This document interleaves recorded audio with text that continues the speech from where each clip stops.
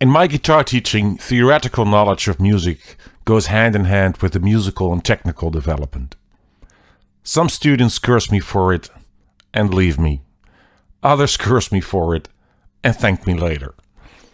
Let me try to explain part of the reason why I think they should go hand in hand. Let's imagine a situation where 4 of my students were asked to do a gig where the only thing they need to do is play a C major 7th arpeggio. John is one of these students. He's a proficient blues player, even does some gigging. He managed to get by with using 2 positions of the blues scale, and he knows how to transpose his 1, 4, 5 chords to different keys. He doesn't know the note names on the neck, beyond the 2 lowest strings. He has no knowledge about how chords are constructed, and he doesn't have the ability to sing a C major 7th arpeggio.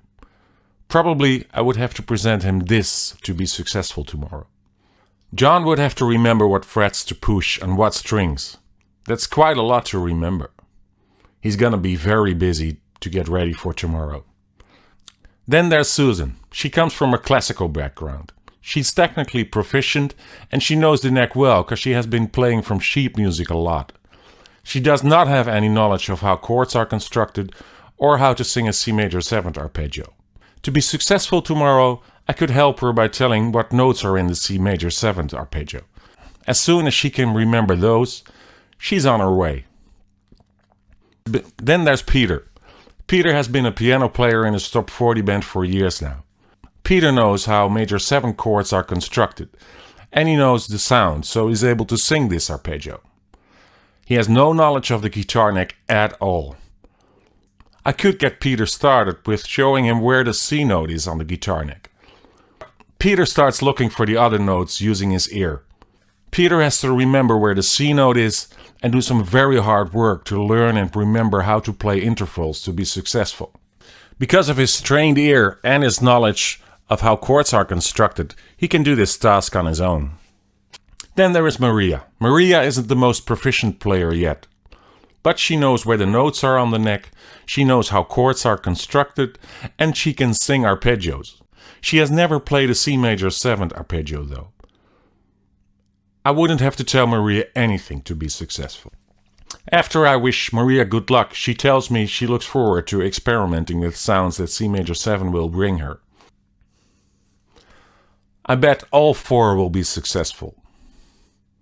John has the biggest challenge. He has to remember a lot of information, which he is not likely to be able to use in a different context in the future.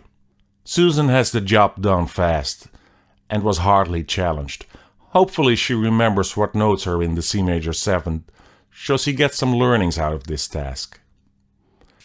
Peter has to work hard learning how intervals work on the guitar neck using his ears, but he invests in useful skills for the future.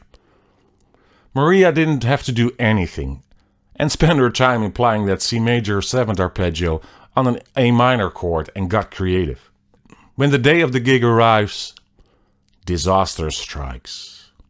The singer wants to do the tune in F instead of C. Who do you think will be successful?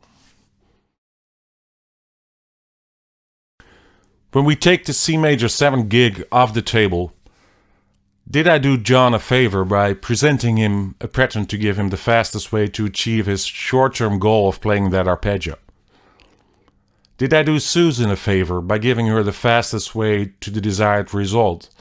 Or should I have challenged her to learn about chord structures first? Should I have given Peter the same pattern as I did with John to save him a lot of time?